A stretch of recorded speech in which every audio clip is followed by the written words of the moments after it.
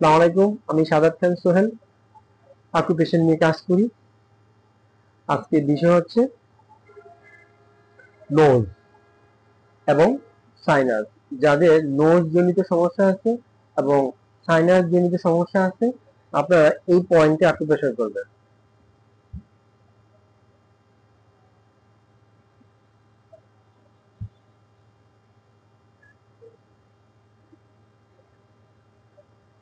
এখানে 2 মিনিট, এখানে 2 minute, total 4 minute এখানে অকুপেশন করবেন।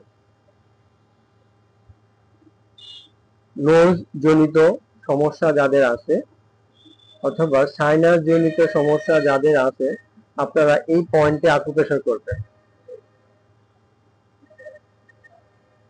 এখানে চাপ দিলে একটু ব্যথা আছে, এই ব্যথা জায়গায় আস্তে আস্তে করে অকুপেশন করবেন।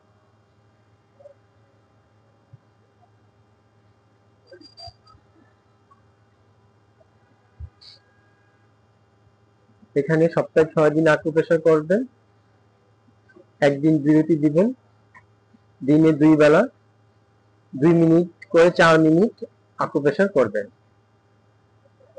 এখানে চাপ দেন, একটু ব্যথা আছে, এই ব্যথা জায়গায় আস্তে আস্তে করে অকুপেশন করবেন। অনেকের নাক বন্ধ থাকে, অক্সিজেন লেভেলটা কম থাকে, আপনারা এখানে নিয়মিত অকুপেশন করবেন। নিয়মিত অকুপেশন করলে আপনি নোজ জনিত, সাইনাস জনিত এবং অক্সিজেন লেভেলটা রিকভার হবে।